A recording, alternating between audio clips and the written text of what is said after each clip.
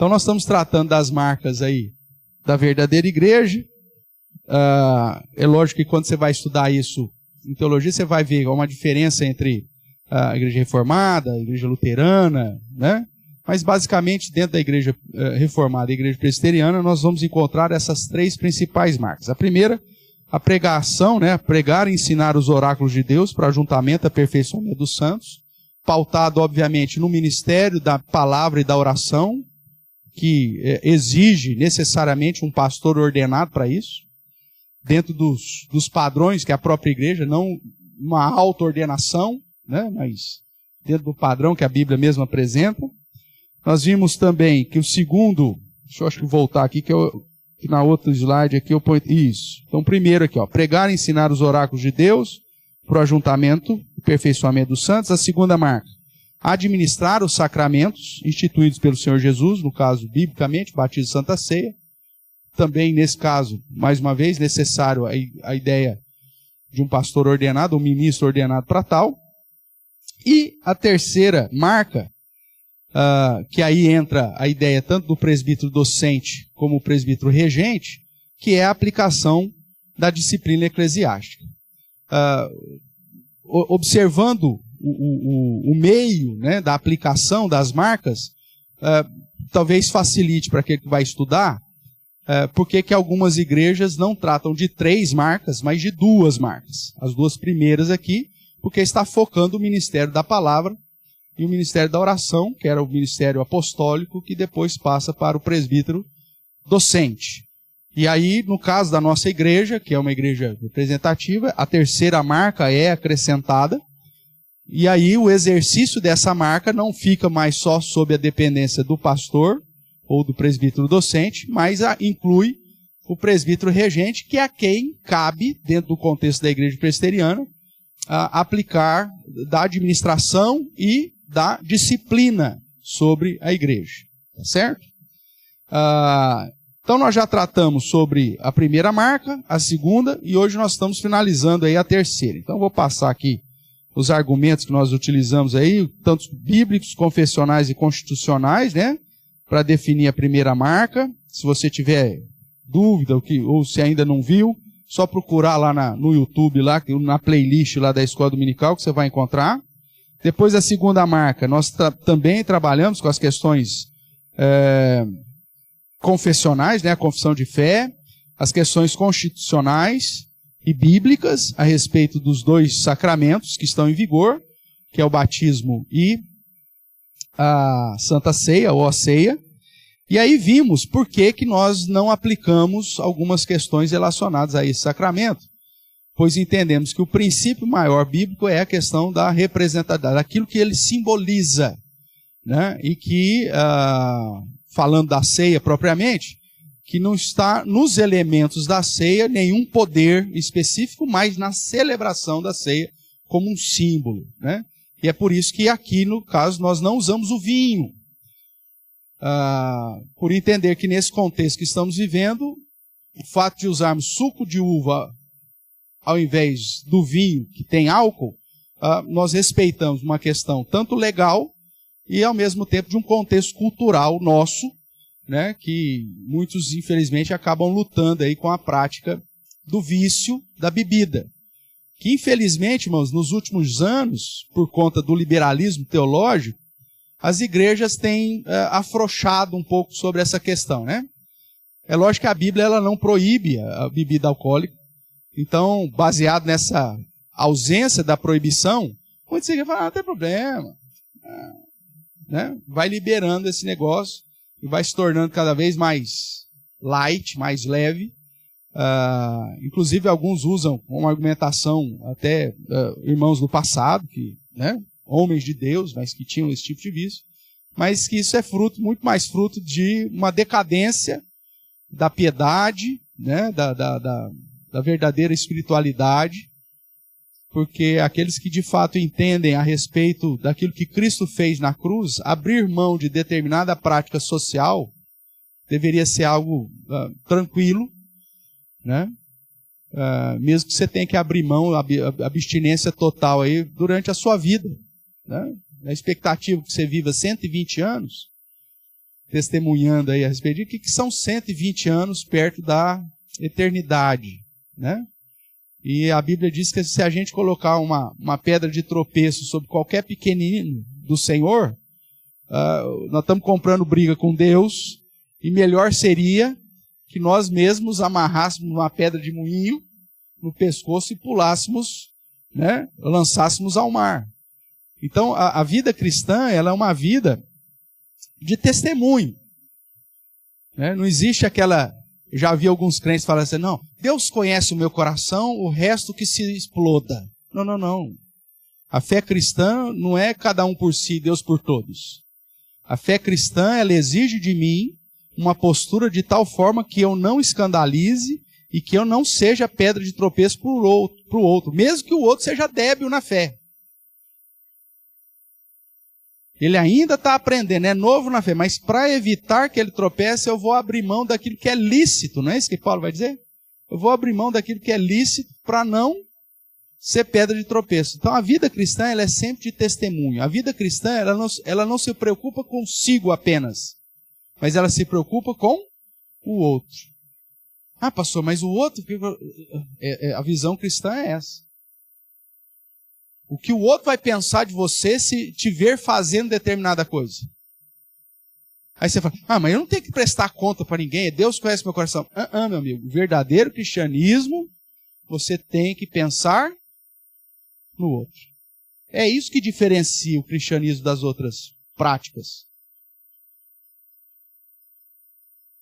É você ter uma vida de testemunho. E aquilo que você faz, que porventura gere um escândalo na vida do outro, o problema não vai ser com aquele que ficou escandalizado, o problema vai ser seu. Porque a Bíblia diz que se eu colocar uma pedra de tropeço, a briga de Deus vai ser comigo. Porque eu escandalizei um dos seus pequeninos. Então a vida cristã, ela precisa ser pensada de modo a glorificar a Deus e a edificar as pessoas. E na aplicação dos sacramentos é a mesma coisa. Então, por isso que a igreja ela tem usado alguns elementos que não perdem o simbolismo, mas que ao mesmo tempo não fere nem cause escândalo a quem quer que seja. Então, esse é o padrão, esse é o princípio que norteia, em especial, aqui a Igreja Presbiteriana Real Aliança. E aí, nós começamos semana passada a falar sobre a terceira marca, que é a disciplina eclesiástica. E aí nós estudamos Mateus, né, alguns textos, Hebreus, falando que Deus disciplina todo filho a quem ama, e vimos também sobre a importância da disciplina. E aí nós pontuamos que a disciplina ela é importante, primeiro, para manter a igreja em ordem. É o princípio de analogia lá da sua casa, tá?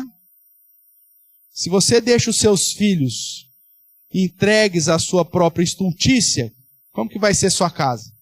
Vai ser organizada ou vai ser um caos? Vai ser um caos. O menino resolve pegar uma mamadeira e, em vez de mamar o leite, começar a jogar leite no pé. Já viu criança fazer isso? Aí fica lá. Aí você fala, que bonitinho, está descobrindo o mundo. Né? Ai, que gracinha. Aí o pai fala, não, põe esse menino na ordem, chama a ordem, tá errado isso aqui. Não, deixa ele, tadinho, olha que lindo. Olha como que ele ri gostoso. Porque criança faz arte e dá risada, né? Não é assim que acontece? Aí se o pai não põe em ordem, o que acontece? Aí depois o pastor, não sei onde eu errei. Errou desde o começo, criança. Você errou desde o começo. Eu já falei isso aqui, eu repito, tem gente que não gosta, falou, se você amanhã depois deu errado, e se você quiser falar, aonde que eu errei? Pode marcar um aconselhamento comigo que eu vou falar tudo, onde você errou. Eu vou mostrar, não tem problema. Se essa é a grande crise existencial sua, aonde você errou, pode ficar tranquilo. Eu vou vir aqui, eu vou listar uma por uma. Você fez isso com o seu filho? Não, não fez, então você errou. Você fez aquilo que você fez? Não, não fiz, então você errou. Eu vou trazer a listinha completa, já tenho ela anotada, eu só vou fazer o checklist contigo. Porque se você não coloca a ordem desde pequeno, o que vai acontecer? Uma coisa você pode ter certeza, toda a inclinação pecaminosa dele vai ser referendada. Trazendo para a igreja é a mesma coisa. Se a gente não começa, como comunidade, seguir os princípios morais, os princípios éticos da igreja, e comece a colocar em ordem aquilo que de fato precisa ser colocado em ordem, a tendência natural nossa, os nossos pés são ligeiros para o pecado, irmãos. E se a igreja não fosse instrumento de controle, de certa forma, né, de colocar em ordem, a tendência é que nós vamos argumentando em favor do nosso próprio pecado. Porque eu não sei se você já observou, mas nós somos ótimos advogados de nós mesmos. Né? Para se auto-justificar. Nós temos na ponta da língua todos os argumentos e justificativos para os nossos pecados. E nós aprendemos isso com Adão e Eva. Por isso nós tentamos costurar lá uma roupinha de folhinha para tampar a nossa vergonha. A gente sempre tenta dar uma garibada. É por isso que a gente foge das responsabilidades, esconde atrás da árvore. E se não tem jeito, a gente fala, foi a mulher que o Senhor me deu. A gente sempre joga a culpa no outro. Nós somos PhDs nisso. Nós já nascemos com essa inclinação de tentar maquiar o nosso pecado para que ele não fique tão feio, tampa a vergonha. Né? É aquela coisa assim, eu quebrei, mas eu colei. Colou a asa da xícara do lado errado. Não, mas eu colei. Não é maquiar o pecado. A gente foge, fulano sumiu, não apareceu, abandonou a esposa. Por que o cara fugiu da vida? Abandonou o trabalho. Por quê? O cara está fugindo de alguma coisa. Mas ele sempre vai ter um argumento. Aí quando você aperta, aí a culpa. Não, mas é que eu tive uma infância muito difícil. Você conhece a história de José do Egito? Aquele menino teve uma infância difícil. Ele tinha 10 irmãos para pegar no pé dele. Hoje você conversa com o adolescente e fala, mas meu irmão é muito complicado. Quantos irmãos você tem? 1. José tinha 10.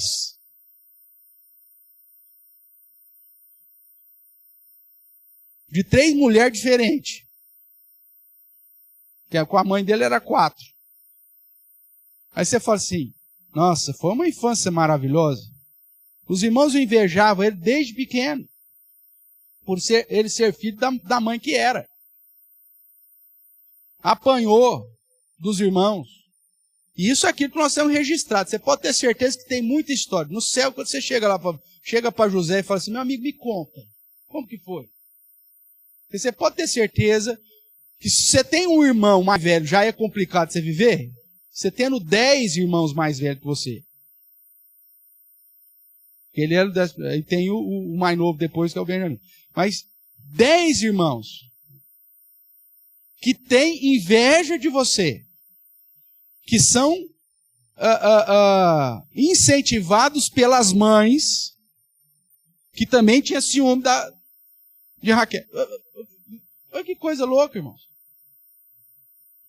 E ele então chegou e falou assim, eu tive uma infância difícil, apanhei dos meus irmãos, fui violentado pelos meus irmãos, porque não foi só a questão de apanhar dos irmãos. Fui jogado num poço, fui vendido como escravo, fui alvo de assédio sexual, fui preso injustamente, fui esquecido por aqueles que eu ajudei. E você pode aumentar aqui a crise dele. Aí esse cara aqui não vai dar certo para nada. Coitado. Psicologicamente ele está extremamente abalado.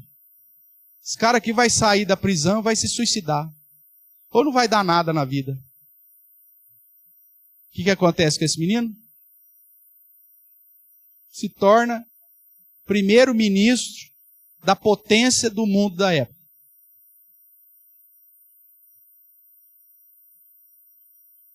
Certamente pelos contatos que ele acabou tendo, o homem mais poderoso da época, do mundo daquela época. Tinha tudo para não virar nada. Então não fale que a sua vida é difícil. Se você viver aí um percentual da vida de José, aí você pode até começar, mas mesmo assim não vai se igualar, você pode ter certeza. Pega Daniel.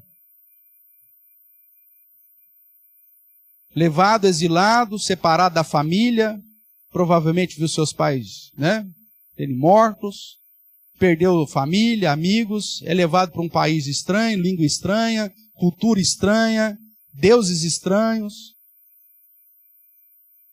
Aí o que você fala do menino desse? Fala, vai aproveitar a vida. Foi para a universidade babilônica, já foi convidado para as festas da Irmandade babilônica, lá da República, regada a comida e a vinho do rei. O que ele faz? Resolve firmemente no seu coração não se contaminar. Irmãos, a responsabilidade do que você vai fazer com a sua vida é sua. Independente da história que você viva. Pode ser a história mais terrível que seja. Mas você não pode isentar a sua responsabilidade de dar uma resposta adequada, até mesmo para a vida mais difícil que porventura você tenha vivido. Agora, isso é possível desde que haja disciplina. Porque sem disciplina nós ficamos soltos no mundo. Tanto no caso de José quanto no caso de Daniel, você vai ver que ambos temiam o Senhor. Tanto que quando José foi assediado pela esposa de Potifar, ele fala, como eu faria esse mal para o meu Deus e para o meu patrão? O senso de temor a Deus, de disciplina desses meninos era fantástico. Ao ponto que Daniel, já mais adulto, chega e desobedece uma ordem do rei, porque não podia orar, mas ele resolve orar, mesmo assim, sabendo que o pescoço dele estava em risco. O temor a Deus, a disciplina que eles tinham para servir ao Senhor, fez toda a diferença. A igreja ela tem esse papel, dado, como nós vimos semana passada, pelo próprio Deus, para manter os membros, a igreja aqui como sinônimo do povo, em perfeita ordenação. Para manter cada membro em seu devido lugar. Irmãos, somos todos filhos de Deus, é verdade. Somos todos sacerdotes em Cristo Jesus, é verdade. Mas existem funções específicas dentro da igreja. Existe uma hierarquia dentro da igreja. Da mesma forma que existe uma hierarquia na sua família, onde o pai deveria ser o cabeça do lar, a mãe a auxiliadora idônea e os filhos respeitando e honrando esses pais, que educam e disciplinam os seus filhos e admoestando segundo a palavra do Senhor. Existe uma hierarquia. Na própria Trindade, no exercício da redenção, você vê uma hierarquia. O Espírito Santo procede do Pai e do Filho, o Filho se submete à vontade do Pai. Em essência, são todos iguais. Ontologicamente, são todos iguais. Mas no exercício do plano da salvação, se submeteram a uma hierarquia. A disciplina, ela mantém cada um no seu devido lugar. Para o rabo não abanar o cachorro. Para aquele que não é, que não foi, não achar que é e que foi chamado. É a disciplina que mantém cada um no seu devido lugar. E aí nós começamos, eu simplesmente citei, no final da aula passada, que ao contrário do que muitos pensam, a disciplina não tem como objetivo humilhar e castigar o faltoso. Quando você disciplina o seu filho, vamos usar a analogia lá, você faz isso porque você quer envergonhar o seu filho? Não, porque você quer que o seu filho seja uma pessoa ordenada, que sabe o seu devido lugar. Inclusive você faz isso com o seu filho quando ele começa a querer cantar de galo lá na sua casa. O que você faz? Quem que é o pai aqui? Juninho, Respeita a sua mãe. Você não põe a ordem lá e não põe ele no lugar dele? Você como mãe, você não chega e fala assim, ei, eu não sou um dos seus colegas. Você está achando que eu sou amigo da escola? Você tem certeza que você já falou isso? Toda mãe fala isso. Aqui está na ponta da língua da mãe. Você está achando que eu sou sua amiguinha da escola? Olha o jeito que você fala comigo. Pode baixar esse tom aí.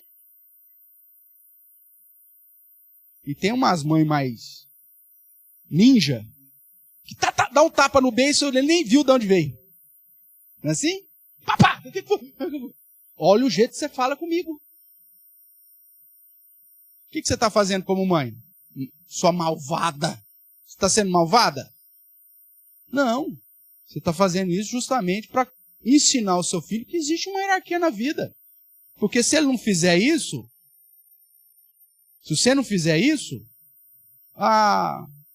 corre o risco da polícia fazer no dia dele. Dá um tapa na cara dele. Como você vê tantas histórias aí. Só que o nosso mundo está tão pervertido que aí fala, aquele que tem autoridade, a gente desce o pau naquele que tem autoridade. Ai, não devia ter feito isso. Mas o que o cara fez antes? Não vi. Não importa o que o cara fez. Claro que importa.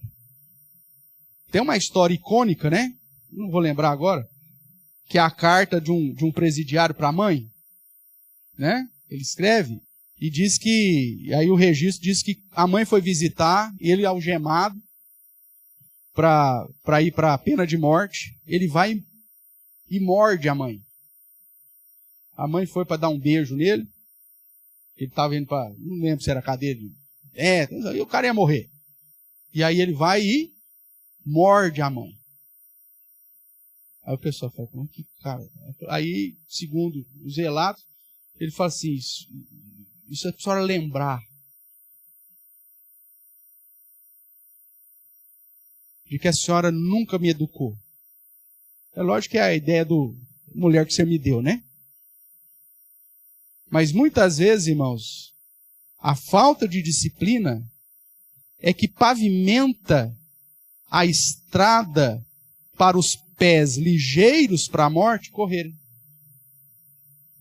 Quando o pai e a mãe não aplicam a disciplina como a Bíblia aponta e a admoestação no Senhor, você está pavimentando o caminho natural dos pés ligeiros para a morte. Você fala, coitadinho, o filho fica doente e acha que porque ele ficou doente, ele pode fazer qualquer coisa. Não bate não, ele está doente. Não corrige não, deixa. Nós criamos os nossos próprios problemas. Isso na administração da educação dos nossos filhos. E a igreja é a mesma coisa, irmãos. Quando a liderança começa a fazer vistas grossas para muitas práticas dentro da igreja, em pouco tempo, nós já estamos com uma rodovia de 4 vias para cada lado, para desgraça, para imoralidade, para impureza, para vergonha do Evangelho. Então a disciplina é essencial. Então, qual que é o objetivo dela? Permita eu ler aqui no nosso Código de Disciplina, tem 2 artigos no nosso Código de Disciplina que fala sobre a função da disciplina. O primeiro artigo é o 15. Deixa eu encontrar ele aqui. Que esses novo manual aqui, as notas de rodapé, a gente brinca que é nota de parede. Porque tem uma frase e aí só tem nota de rodapé, né? Então, para você achar o artigo aqui, demora. Mas ele diz assim, artigo 15 do nosso código. Toda e qualquer pena deve ser aplicada com prudência, discrição e caridade, a fim de despertar arrependimento no culpado e simpatia da igreja. Então, o objetivo não é humilhar, castigar o faltoso, mas despertar arrependimento do culpado e simpatia da igreja. Esse é o artigo 15, quando trata das faltas. E lá no artigo, das penalidades, melhor dizendo, e lá no artigo 53, nós vamos, mais uma vez, quando fala do andamento do processo, o 53 vai dizer: toda e qualquer pena deve ser aplicada com prudência, discrição e caridade, a fim de despertar o arrependimento no culpado e simpatia na igreja. Esse é o único artigo que é repetido 2 vezes no nosso código, para mostrar que o objetivo da disciplina não é humilhar e nem simplesmente castigar, mas produzir arrependimento, mudança de vida e, ao mesmo tempo, caridade e simpatia por parte da igreja. Então, dentro desse princípio, então vamos relembrar aqui, que a disciplina ela tem por objetivo, vamos lá, suscitar o arrependimento dos pecadores. E aí nós temos vários textos, né? Inclusive que estudamos semana passada, Mateus 18, abra lá, por favor. Mateus 18, 15. Para você relembrar, pelo menos um pouquinho, do que tratamos.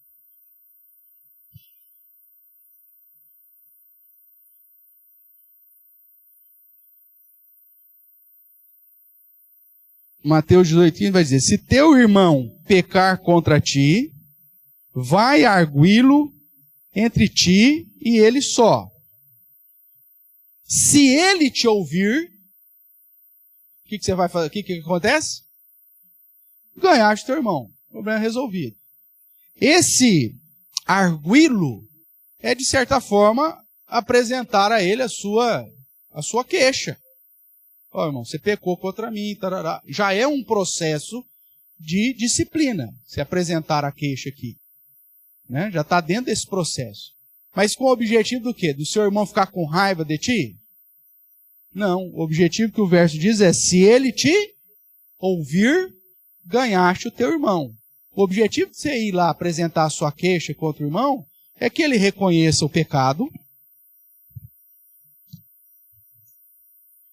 que ele entenda a própria falta e reconcilie contigo. Ganhaste o teu irmão. Esse é o objetivo da disciplina. Quando você faz isso lá no contexto familiar, com seu filho, é a mesma coisa. Você quer que ele chegue a um pleno conhecimento de que aquela prática que ele está fazendo está errada, que ele entenda aquilo, que ele não faça de novo. E que mesmo que haja lá um castigo ou uma punição, né, como a aplicação da pena, ele entenda: se eu não quero receber esse tipo de pena, então eu não posso cometer determinado ato. É a história lá que acontece: eu não gosto de apanhar. Né? Ele lá com 3, 4 aninhos: eu não gosto de apanhar. Simples. Então não faça. Para de fazer o que você está fazendo. Se você continuar desobedecendo, a pena é essa. Você não gosta de receber essa pena? Não, não gosto. Então tem uma solução fácil para você. Começa a obedecer. Pronto. A Duda apanha? Não. A Lolo apanha? Não. Só quem que apanha? Eu. E por que você apanha? Porque eu desobedeço. Então, para. Se a Duda está obedecendo, a Lolo está obedecendo, para de desobedecer que você vai parar de apanhar. É simples assim. Eu não estou batendo em você sem motivo. Aí foi quando caiu a ficha dele. 4 aninhos. Aí começou a entrar no esquema. Depois, acho que só vim batendo neles com uns 10 anos, porque aí quando 10 anos, acho que reseta, né? Aí acha que é gente. Aí os 3 tiveram que dar uma relembrada no código de disciplina. Aí relembrou o código de disciplina, tudo bem, passou, acabou. Vai acontecer. E na igreja é a mesma coisa. Um outro texto aí que eu quero chamar a sua atenção, Ezequiel, abra lá, Ezequiel. Capítulo 3, que fala do atalaia. Né? Você sabe o que é o atalaia, né? O vigia lá.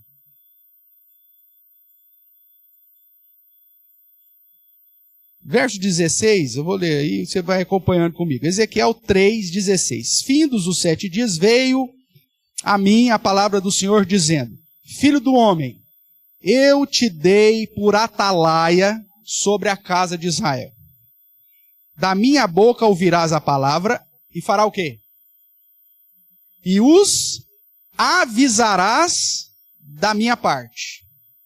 Quando eu disser ao perverso, certamente morrerás, e tu não avisares, e nada disseres para o advertir do seu mau caminho, para lhe salvar a vida, veja, a disciplina que há de uma estação como uma aplicação de disciplina, tem o objetivo de salvar a vida. Então, se você não disser nada para o advertir do seu caminho, para lhe salvar a vida, esse perverso morrerá na sua iniquidade. Mas o seu sangue da tua mão o requererei.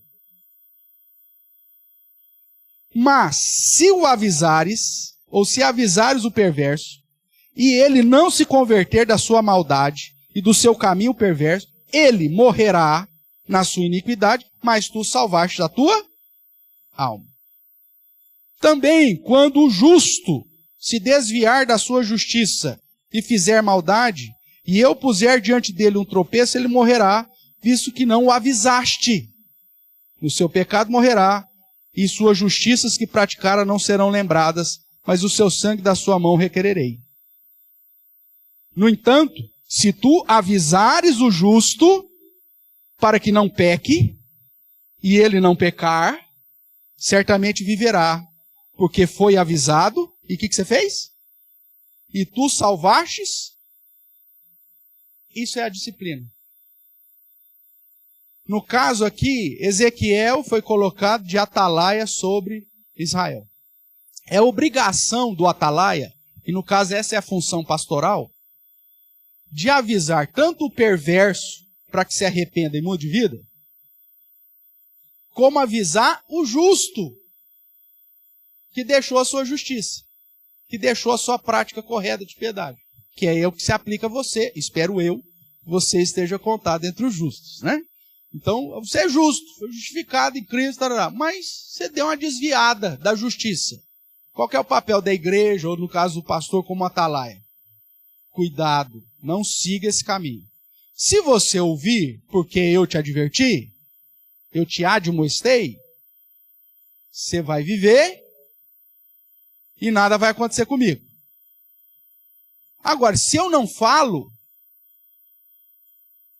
e você colhe a consequência do seu ato de perversidade ou de desvio da justiça, você vai levar a mesma bordoada de Deus, no caso aqui o exemplo é morrer, só que eu vou receber uma punição. Deus vai requerer de mim o teu sangue. Isso se aplica sobre mim como autoridade pastoral na sua vida e aplica sobre você como pai e mãe. É sua obrigação como pai e mãe advertir o seu filho dos maus caminhos. Se você advertir o seu filho seguir, é por isso que Ezequiel 18 vai dizer, ó, cada um é responsável pelo seu próprio pecado. Se você advertir o seu filho, mas ele resolver continuar obstinado no caminho da perversidade, ele vai morrer. Mas aí foi a escolha dele. Deus não vai cobrar de você. Agora, se você passou a mão na cabeça do Juninho, em vez de admoestar, chamar ele à ordem, de aplicar a advertência, e o Juninho continuar lá no caminho errado e morrer, além dele morrer, Deus vai requerer a responsabilidade do atalaia que não avisou. É sua responsabilidade como pai, como mãe, de admoestar, de ensinar, de corrigir e disciplinar o seu filho. Se você se exclui dessa responsabilidade, você está dizendo para Deus que você é um péssimo atalaia. E que você está desprezando a aplicação da disciplina. Já disse aqui, eu lembrava a Clarissa, nos momentos de correção, em vários momentos ela fala assim, eu faço isso porque é minha obrigação. Como sua mãe, eu tenho que te falar isso. Até hoje. Porque filho é filho até você morrer. Hoje, por exemplo, a Heloísa e o Samuel estão morando fora. mas a Clarissa quase que semanalmente, se não diariamente, dá instrução a eles. E eles falam assim: eu já sei, mãe. Mentira. Porque filho até com os 80. A mãe está com 120, o filho está com 80, mas mesmo assim ele não sabe. Aí a mãe fala: eu sei que você sabe, mas é minha obrigação te lembrar. Não é assim que a mãe fala com vocês? Vira e mexe, eu estou lá, aí a Clarice: eu sei que você sabe. Mensagem no WhatsApp: eu sei que você sabe, mas é minha obrigação te lembrar. Aí os moleques põem 5x, você não sabe, mas está lá. A mãe tem a obrigação de ser atalaia. Se o filho resolver seguir o caminho lá, de perversidade e impiedade, ele vai colher o fruto da burrice dele. Pronto, acabou. Mas a mãe fez o seu papel, cumpriu. Porque não vai ser fácil. Quer ver? Dá uma olhada. Eu gosto muito de Ezequiel, vocês sabem disso, né? Já falei isso aqui algumas vezes. Ainda vou fazer uma sequência de pregações em Ezequiel em algum momento desse aí, se Deus me permitir, né? Ainda não fizemos aquela sequência. Mas veja aqui, no capítulo 2, que é o chamado de Ezequiel. Irmãos, eu me vejo em Ezequiel aqui. Né? Você vai entender por quê. Esta voz me diz: filho do homem, põe-te em pé e falarei contigo. Então entrou em mim o Espírito, enquanto falava comigo, me pôs em pé e ouviu o que me falava. Ele me disse: filho do homem, eu te envio aos crentes, eu te envio aos filhos de Israel, às nações rebeldes que insurgiram contra mim. Eles e seus pais prevaricaram contra mim, e até precisamente o dia de hoje. Os filhos são de duro semblante e obstinados de coração, e eu te envio a eles. E lhes dirás: assim diz o Senhor Deus. Eles, presta atenção agora, quer ouçam, quer deixe de ouvir, porque são casa rebelde, hão de saber que esteve no meio deles um profeta. Tu, ó filho do homem, não os temas, nem temas as suas palavras, ainda que haja sarças e espinhos para contigo, e tu habites com escorpiões. Não temas as suas palavras, nem te assuste com o rosto deles, porque são casa rebelde. Mas tu lhes dirás as minhas palavras. Quer ouçam, quer deixe de ouvir, pois são rebeldes. O meu papel, meu amigo, é falar. O papel da igreja é admoestar, exortar e falar. Se, fala aos filhos da casa de Israel, os crentes, que são obstinados, cabeça dura, e faz cara feia para você, e ainda te ameaça. O contexto aqui é esse. Deus levanta um profeta para chamar a atenção do cara, para o cara não andar no caminho tortuoso, mudar de vida, andar direito, e o cara vai falar: não vamos fazer. Nós não aceitamos isso. E nós não reconhecemos a sua autoridade. E nós não vamos fazer isso. E nós não vamos fazer aquilo. E nós não queremos que você prega mais isso aqui. O cara vai morar com um escorpião, velho. Mas aí Deus olha para ele e fala: não tema a cara feia desse povo. Porque esse povo é rebelde mesmo. Agora é eu que estou te enviando.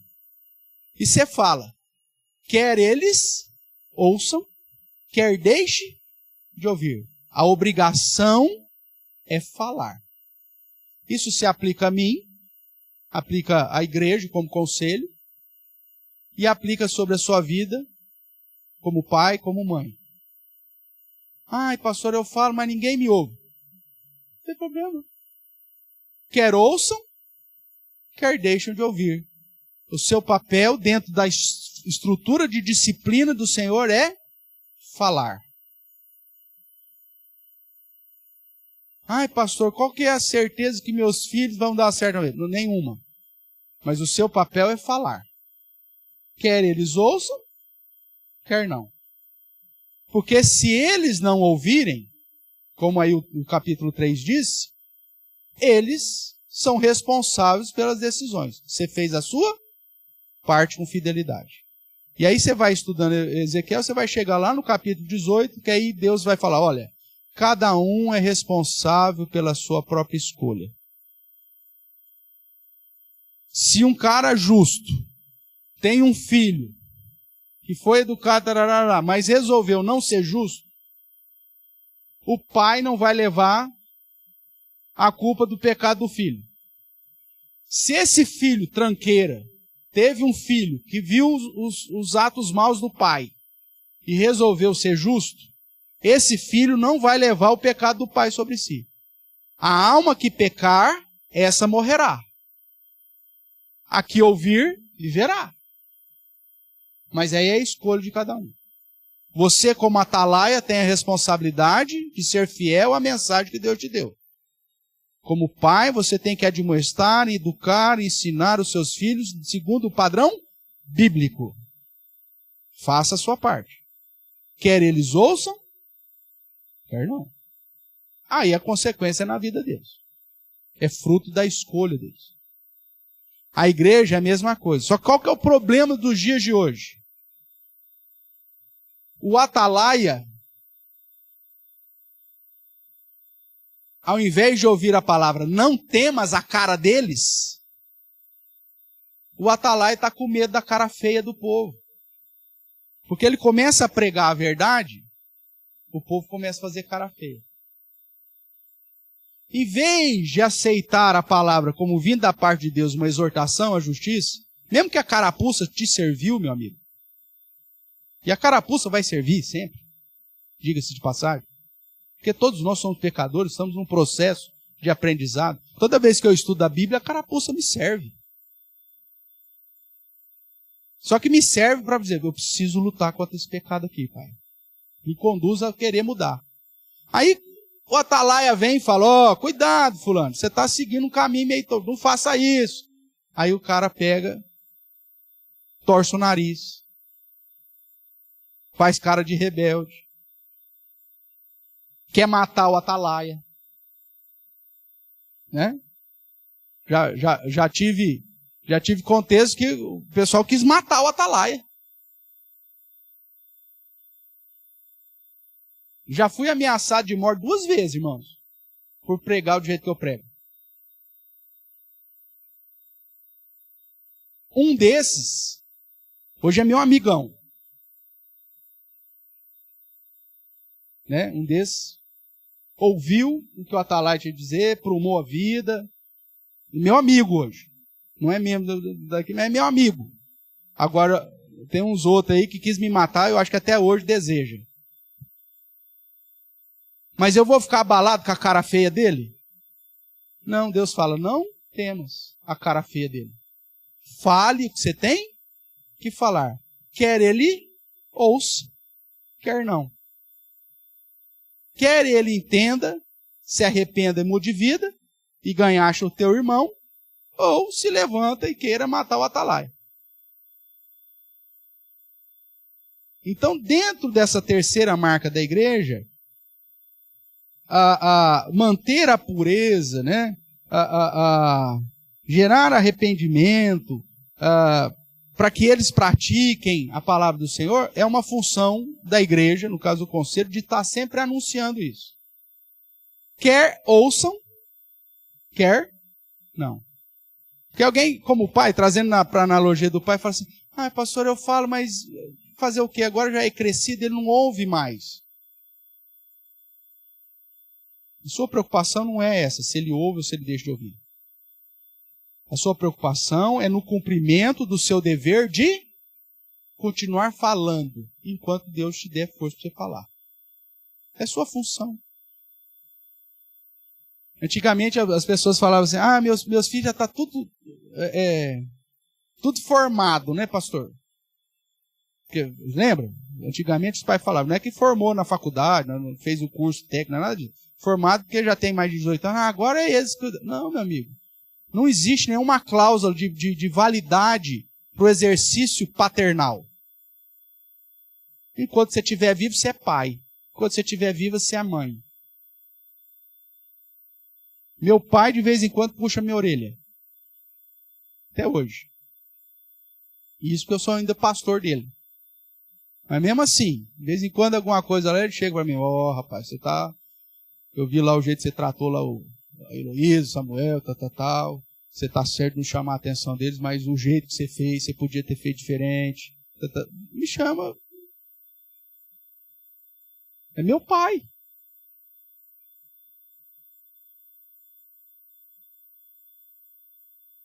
Essa é a sua responsabilidade. Você é atalaia. Você tem que avisar do perigo. Se ele não ouvir, paciência. E a igreja tem que ser esse atalaia. O que mais aí? Na disciplina, então, tem o objetivo, como eu disse, suscitar o arrependimento, manter a pureza da igreja. Né? Aí você tem vários textos nesse sentido aí. Vamos aproveitar que estamos em Ezequiel aqui, vamos lá para o 33. Ezequiel capítulo 33. Verso 8. Mais uma vez falando aqui o atalaia. Capítulo 33, você vai ler inteiro, você vai ouvir esse negócio. Vou ler o 7 e o 8. Ezequiel 33. Esse último verso aqui, ó. 33, 8. Vou ler o 7. A ti, pois, ó filho do homem, te constituí por atalaia sobre a casa de Israel. Tu, pois, ouvirás a palavra da minha boca e lhes dará o quê? Aviso da minha parte. Se eu disser ao perverso, ó perverso, certamente morrerás, e tu não falares para avisar o perverso do seu caminho, morrerás perverso na sua iniquidade, mas o seu sangue eu demandarei de quem? De ti. É a mesma coisa. É a mesma ideia lá do começo. Dentro desse paralelismo aqui, ele está repetindo para reforçar. É seu dever manter a pureza. Falar, você está fazendo errado. Como eu disse, irmãos, nós estamos nesse processo, agora, depois de igreja organizada. E aí eu disse que dentro de uma postura, a gente só apita pênalti depois que explica a regra. Lembra que eu falei isso? Nós estamos jogando, não adianta, eu nunca falei para você sobre a regra, se põe a mão na bola dentro da área, é pênalti. Mas eu nunca falei isso para ninguém. Aí você põe a mão na bola, aí eu falo, é pênalti. Mas nunca ninguém falou. Então eu parto do pressuposto que relembrou o ensino, aí a gente começa a aplicar a regra. Lembra que eu sempre falo isso para você? Tá. Eu sei que nós já tratamos disso nos 6 anos que estamos praticamente juntos. Só que agora a igreja foi organizada recentemente. É a primeira vez que nós estamos falando isso dentro de um contexto de igreja organizada. Antes, como congregação, como ponto de campo missionário, nós não tínhamos conselho. E lembre que a aplicação dessa terceira marca eu preciso de presbítero docente e regente. Né? Por isso que onde tiverem 2 ou 3 reunidos, Jesus assina embaixo. É o contexto. Então, agora sim, nós temos conselho. Então, o que nós fizemos? Estamos falando de disciplina já há 3 semanas. Já demos a regra. Tivemos reunião do conselho na última terça-feira, né, presbitário? Tivemos reunião do conselho na última terça-feira. Nós decidimos, na reunião de conselho, que alguns irmãos da igreja que não estão cumprindo com os seus deveres de membro, que não estão vindo na igreja, que não estão sendo frequentes, tal. Nós escrevemos uma carta pastoral para eles e convocamos, porque eles são membros, a comparecer numa reunião do conselho. Por que nós estamos fazendo isso? Deixa os caras, pastor, cada um é responsável. Não, meu amigo. Nós somos os atalaias. Se ele ouvir, ganhaste os irmãos, tá feito o jogo, vida que segue, louvado seja o nome do Senhor. Se o cara continua na prática, talvez que a gente desconhece, porque o cara não está vindo, você não sabe se o cara está vivendo de modo santo ou não. Mas o fato dele não cumprir com os deveres de membros, segundo o artigo 15, não do Código, mas da Constituição, que é inclusive ser frequente nos trabalhos da igreja, constitui uma falta. E se ele então está em falta, ele é passivo de receber o quê? Disciplina. Então nós estamos convocando esse pessoal para tentar arrazoar, resolver o problema. O que está acontecendo? Por que você deixou? O que aconteceu? Se o cara vem, recebe aí a tocada da trombeta, que é aqui o capítulo 33 vai falar, que o atalaia tem que tocar a trombeta. Ganhaste o irmão, vida que segue. Agora, se o cara não vem, ou está obstinado na postura dele, qual que é o papel da igreja? Falar, então tudo bem, o dia que você sentir vontade, desejo, a igreja está de portas abertas. Ai, tá bom, desculpa de te constranger, de perguntar por que você não está vindo na igreja. É essa a postura? Não, meu amigo, é tocar uma trombeta bem aguda na orelha do infeliz para ver se ele acorda. E se ele não acordar ou fizer a cara feia, qual que é o papel? Aplica isso que tem que se aplicar.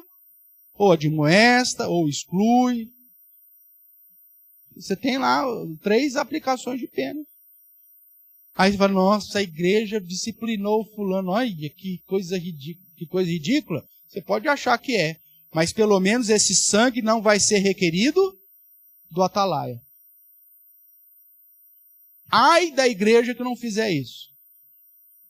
Deus vai cobrar e requerer o sangue de cada um daqueles que não foi avisado, irmãos. Tem igrejas presbiterianas que já aboliram a terceira marca. Não disciplinam ninguém. A filosofia dos caras é assim, não, deixa eles aí. Está em pecado, mas está na igreja. O importante é que está na igreja. Está vivendo em pecado, mas uma hora o Espírito Santo toca. Isso é fugir da responsabilidade, porque Deus já instituiu aí o conselho da igreja como atalaia. E é sua responsabilidade tocar a trombeta. Veja aqui, Ezequiel 33, você está aberto aí? Vou ler aqui o início. Veio a minha palavra do Senhor dizendo, filho do homem, fale aos filhos do teu povo e dize-lhes, quando eu fizer vir a espada sobre a terra, e o povo da terra tomar o homem dos seus limites, e o constituir por seu atalaia, e vendo ele que a espada vem sobre a terra, tocar a trombeta e avisar o povo, se aquele que ouvir o som da trombeta não se der por avisado, e vier a espada e o abater, o seu sangue será sobre a sua cabeça. Ele ouviu o som da trombeta e não se deu por avisado. O seu sangue será sobre ele, mas o que dá por avisado salvará a sua vida. Mas, se o atalaia vir que vem a espada e não tocar a trombeta e não for avisado o povo, então a espada, e se a espada vier e abater uma vida dentre eles, este foi abatido na sua iniquidade. Mas o seu sangue demandarei de quem? A disciplina é importante, irmãos? Sim. Seja no contexto da sua família, seja no contexto da comunidade dos santos. Então, seguindo mais um pouco aí, o terceiro motivo aí, o objetivo da disciplina, terceiro ponto aqui, ó, servir de exemplo para impedir que outros pratiquem ofensa semelhante. O exemplo clássico é lá de 1 Timóteo 5,20, que o apóstolo Paulo fala para Timóteo admoestar os presbíteros, ali no caso é uma falta dos presbíteros, admoestar os presbíteros na presença dos outros, para que os outros temam e não façam igual. Abra a sua Bíblia lá. 1 Timóteo,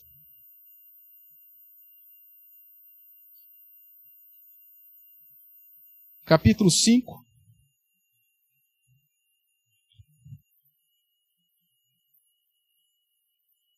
Verso 20. Eu vou ler o 19, que também serve de um princípio aqui para o tribunal eclesiástico.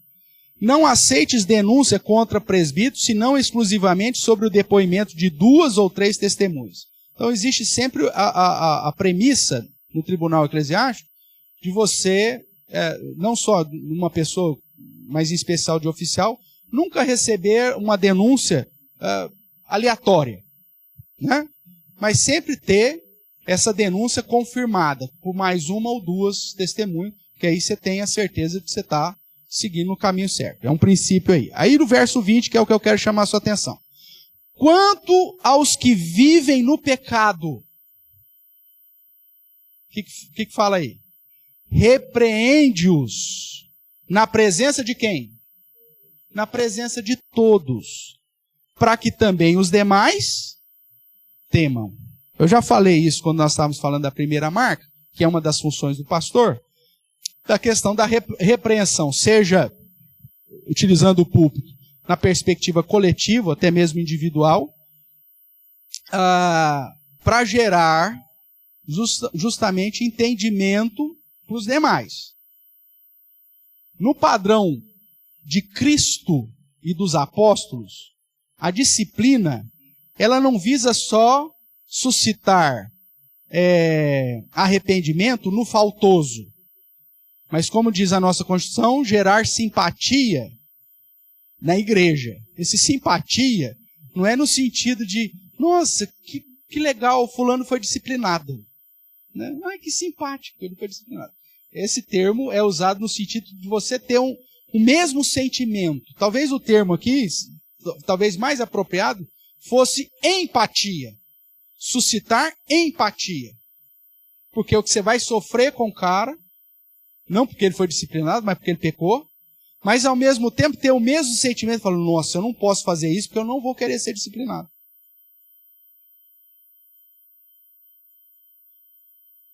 É a história lá quando você tem mais de 2 filhos. Um é corrigido, o outro pega, já fica esperto. Por que o outro apanhou? Porque ele jogou o controle. Jogou o controle no gato. Apanhou. Aí se você é esperto, você fala assim, eu vi o que aconteceu com meu irmão, o que eu vou fazer? Vou jogar o controle no gato? Não. Eu vou temer esse negócio. Eu não vou nem pegar esse controle. Oi? Quando o gato estiver perto. Porque vai que não é para jogar, às vezes é só o gato que está passando perto. Quer dizer, eu já vou ficar esperto. O objetivo da disciplina coletiva ou aplicado de maneira na presença de todos, irmãos, é uma visão cristã apostólica. Eu já brinquei com vocês, né? Aquela questão do disciplina em privado, elogie em público. Isso é Cortella. Isso é filosofia humanista contemporânea. Tem gente que não é mais cristão, é seguidor de Cortella agora. Ai, porque o Cortella, o filósofo, falou. Ele é humanista, contemporâneo. E é por isso, por conta desse tipo de filosofia, que nós estamos vivendo a geração do mimimi. Você é o chefe do negócio, você é o CEO da empresa. Você está vendo lá alguém, você não pode chegar no cara e falar, você está fazendo errado. Você não pode, você tem que, olha, você já pensou, você leu como que é a missão da empresa? Você leu a visão da empresa, as estratégias que nós estamos usando? Você acha que o que você está fazendo está dentro do padrão estabelecido pelo código de ética da nossa empresa? Hoje o cara tem que fazer 1000 rodeios para chegar para o cara e falar assim, meu amigo, está errado. E ele não pode usar algumas expressões. Você não pode chegar para o cara e falar assim, está errado. Você tem que falar, olha, talvez tenha ocorrido um pequeno equívoco. O cara deu um rombo de trilhões na empresa. Você não pode falar que aquilo é um erro. Você fala, talvez aconteceu um pequeno equívoco. Porque se você falar que o cara errou, meu Deus do céu. Eu fui alvo de assédio psicológico, emocional. Porque ele disse que eu errei. Não é assim que nós estamos vivendo no mundo hoje? Isso veio do cristianismo? Não, meu amigo. Isso veio de uma filosofia humanista contemporânea que inverteu o certo para o errado e o errado para o certo. A visão da disciplina bíblica, ela não visa apenas aquele que está sendo disciplinado, mas toda a comunidade, para que todos, em simpatia ou empatia, como eu disse aqui, que talvez fosse melhor esse termo, compreendam o que aconteceu e falam, opa, não vou jogar o controle no gato, porque senão eu vou apanhar também. E aí eu começo a fiscalizar a minha própria vida. Mesmo que na sua cabeça, nossa, você viu, disciplinou fulano. Meu Deus, se isso acontecesse comigo, eu ia ficar com uma vergonha. Não tem problema. Então não faça para não acontecer contigo. Esse é o caráter didático da disciplina. É a historinha lá do Samuel. Eu não gosto de apanhar. Ótimo. Então observe o que sua irmã está fazendo. Ela está obedecendo. Ela apanha? Não. Por que ela não apanha? Porque ela obedece. E por que você apanha? Porque eu desobedeço. Então, meu amigo, a solução está diante dos seus olhos. Obedeça, você não apanha. Na igreja é a mesma coisa. Eu não quero ser disciplinado. Não quer ser disciplinado? Olha aí. Pastoreie a si mesmo. Cuide da sua vida. Dê um bom testemunho. Haja como Cristo espera que você haja. Não vai ter problema. E isso não só dentro do contexto bíblico, irmãos. Abra a sua Bíblia lá em Romanos 13 para a gente fechar hoje. E aí nós vamos para o último slide aqui, só para fechar.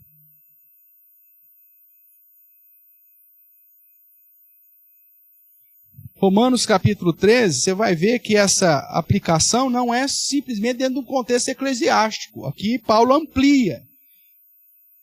O capítulo 13 de Romanos vai dizer, todo homem esteja sujeito às autoridades superiores.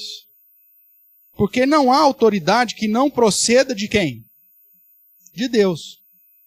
Lembre-se que Paulo, muito provavelmente, está escrevendo isso aqui na época de Nero, o imperador romano. E de que Israel estava debaixo do Império Romano. Escrever isso aqui, meu amigo, no contexto que está sendo escrito, você fala, mas Nero é um louco. Não importa. Deus tem um propósito quando põe um louco para governar a gente. Ainda bem que isso só aconteceu na época de Nero. Hoje em dia não acontece. Né? Hoje em dia nós não temos nenhum louco, beberrão, corrupto sobre nós. Louvado seja Deus, né? Que isso aí só foi na época de Paulo. Tá certo? Mas mesmo que se porventura aconteça algo de um Nero contemporâneo, um louco contemporâneo esteja sobre nós, a Bíblia diz, seja sujeito às autoridades. Eu vou respeitar, o cara vai aumentar o imposto, eu vou pagar. Vou usar os mecanismos, obviamente, dentro do Estado de direito aí, de lutar contra isso, para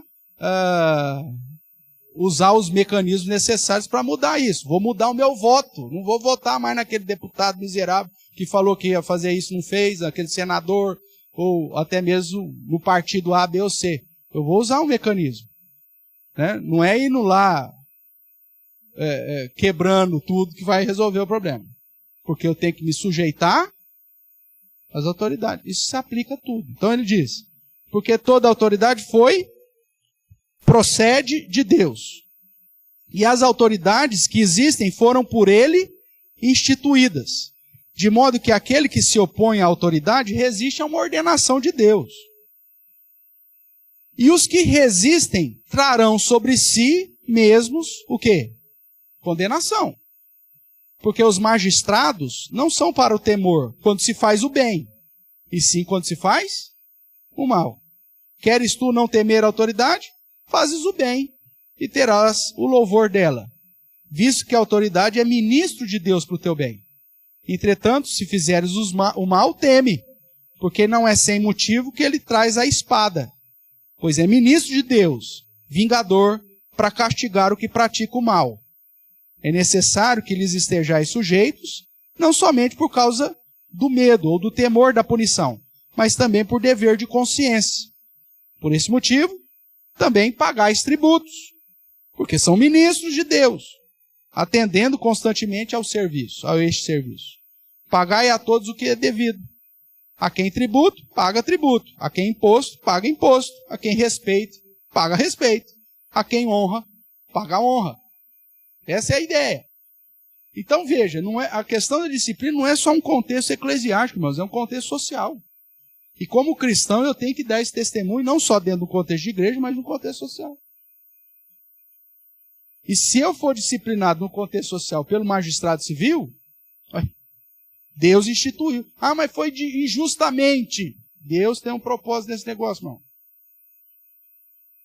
Faça o que é certo, que você não vai precisar temer.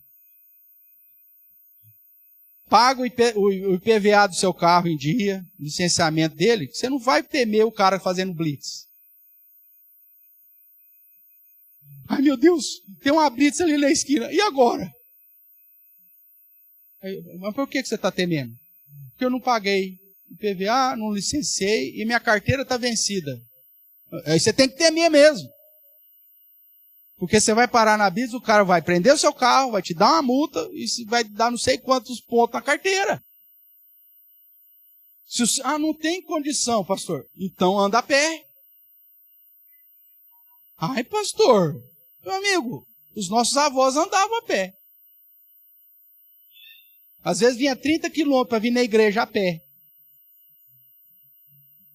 Não, eu não quero andar a pé. Tudo bem. Então paga o IPVA, o licenciamento e regulariza a sua carteira. Simples assim. Pastor, mas é que o senhor não sabe onde aperta o meu calo. Sei, todos nós passamos de dificuldade. Só que às vezes eu vou ter que abrir mão de algumas coisas. Da vaidade lá, do creminho lá, que vem 3 ml, R$300. Você precisa? Então vai ficar velho, vai morrer, vai feder. Não vai ser aquele creminho que vai resolver o seu problema. Não existiu, não inventaram ainda a fonte da juventude, meu amigo. Aí o cara gasta 300 conto com 3 ml do negocinho que pinga lá e não paga a renovação da carta dele. O que adianta você estar bonitona pro guarda lá? Tem ruga nenhuma. Mas a sua moral está toda enrugada porque você não paga o que você deve. Princípios, irmão. E da mesma forma que a sociedade se constitui com hierarquia para manter a ordem, inclusive dos carros que estão andando aí, a igreja também tem esse princípio para manter a ordem. Para finalizar, o outro fator importante é reafirmar a autoridade que o próprio Deus confiou à sua igreja, pois somente a autoridade constituída pelo próprio Deus tem condições de aplicar a disciplina sobre culpados. Foi o próprio Senhor Jesus que constituiu um governo através dos oficiais, dando autoridade para disciplinar. Nós já estudamos isso lá em Mateus, em outros textos, que apontam, então, que Deus deu a chave à liderança da igreja para o que ligares na terra, terá sido ligado no céu. E o que desligar na terra, terá sido desligado no céu. Quem que deu essa autoridade? Foi a própria igreja que inventou esse negócio? Não, foi Cristo que deu. Tá? Em suma, a disciplina na igreja é importante para evitar que os crentes, individualmente, e a igreja como um todo, se desviem e percam as características de uma verdadeira igreja cristã. Não é à toa que nós estamos estudando nos cultos à noite as 7 cartas, as 7 igrejas do Apocalipse, e, com exceção de uma, todas as outras, Cristo vem admoestar a igreja para que andam de modo santo, de modo correto, fiel às Escrituras e uma prática que obedeça aos padrões que ele mesmo estabeleceu. A disciplina é essencial. Quando a igreja deixa de aplicar, ela começa a trilhar um caminho para longe do verdadeiro Deus, da verdadeira palavra e, consequentemente, deixa de ser uma verdadeira igreja de Cristo. Que Deus tenha misericórdia de nós, nos ajude porque essa questão da disciplina tem que ser constante na nossa vida pessoal e na vida coletiva. Tá bom? Alguma pergunta, irmão? Colocação? Pois não, presbítero Circe?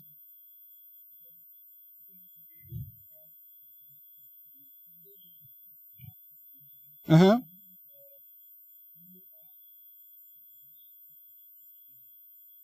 Sim.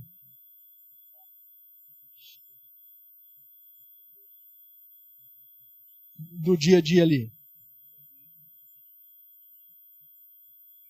Netos.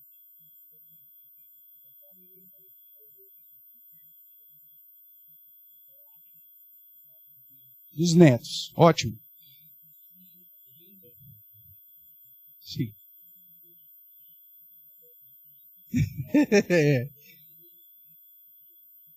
É.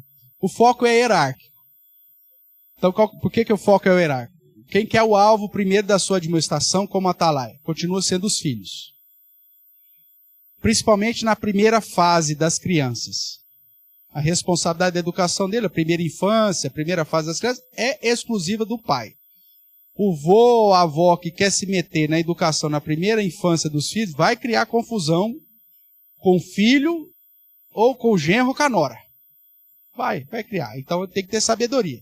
Mas com o filho eu ainda posso chamar. A filha eu ainda posso chamar. Fulano, eu preciso conversar com você. Eu vi o jeito que você está tratando do Juninho, da Juninha aí, do filho do neto, né, no caso dos netos. Eu vi que você está falando assim, mas olha, não foi assim que eu te ensinei. Eu quero que você pense nisso. Você não vai impor, mas você vai fazer a pessoa refletir sobre. Eu quero que você pense sobre essa situação. Você acha que está certo? Eu acho que você está faltando um pouquinho de senso aqui. Você vê aquele... pegar uma questão simples. Você não está pondo ordem na sua casa, você tem que ficar andando atrás do seu filho para dar comida para ele. Você vai limpar a fralda dele, ele sai correndo pela casa, pingando sujeira dele, porque você não consegue manter ele no trocador. Você acha que isso está certo, filho? Você acha que você quer? Se é o filho, você tem instruído a sua esposa, cara? Você tem ajudado ela? Então, o foco é hierárquico. Então, você ainda continua tendo um foco principal com os seus filhos, não importa a idade que ele tem.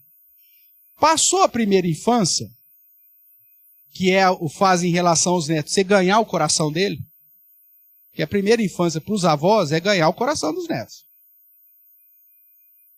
Você vai saber, quer ver um exemplo? Os meus filhos são extremamente apegados aos avós.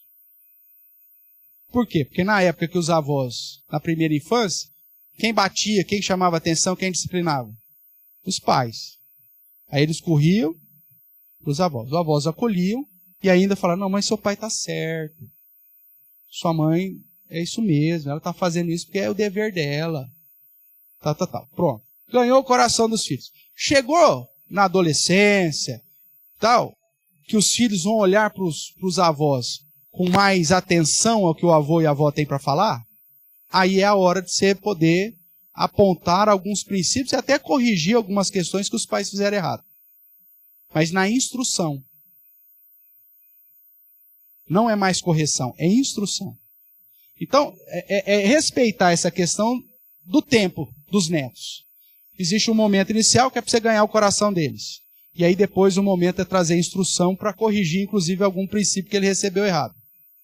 Porque aí ele já está formando, ele já está recebendo isso, inclusive, dos amigos dele. Então aí o avô, a avó tem que entrar aqui para auxiliar alguma falha que o pai e a mãe teve. Agora,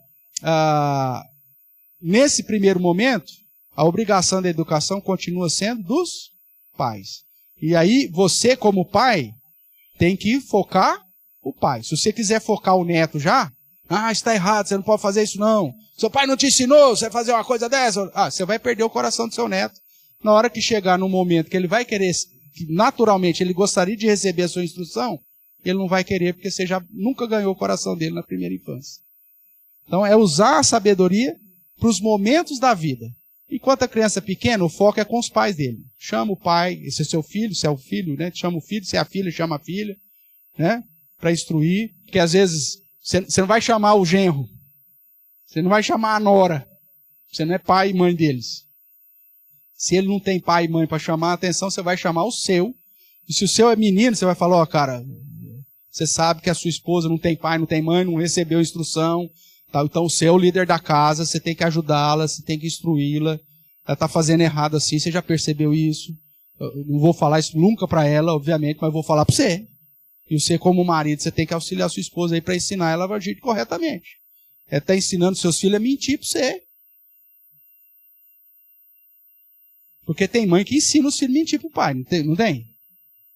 Época do Natal, principalmente. Ó, a mãe vai comprar mais um sapato, mas você não conta para o pai. Se você ficar quietinho, eu te compro aquele tênis que você quer. Mas você também não conta para o pai. Aí, de repente, o pai fala, esse tênis é novo? Aí você fala assim, já faz tempo. Já viu isso? O pai não perguntou quanto tempo. Mas aí a jogada do pecado que nós recebemos de Adão é essa. Você fala, quem quebrou isso aqui? Já faz tempo. Eu não estou perguntando quanto tempo faz que quebrou. Estou perguntando quem quebrou. Eu não estou perguntando se o tênis, quanto tempo você tem o tênis. Eu estou perguntando se ele é novo, porque eu não tinha visto ainda. Só que a mãe ensina o filho. Tal. Então você viu isso? Ele é sua nora? Chama o seu filho e fala, meu amigo, você vai ter que dar uma instrução lá para a mulher. Com jeitinho. Porque o seu foco de educação é o filho. E o neto, quando depois você ganhou o coração dele, no momento específico da instrução, aí que você vai ser o amigão que vai tirar as arestas que porventura precisam ser tiradas. Essa é a função do pai, do avô, no caso, dentro de um contexto geral.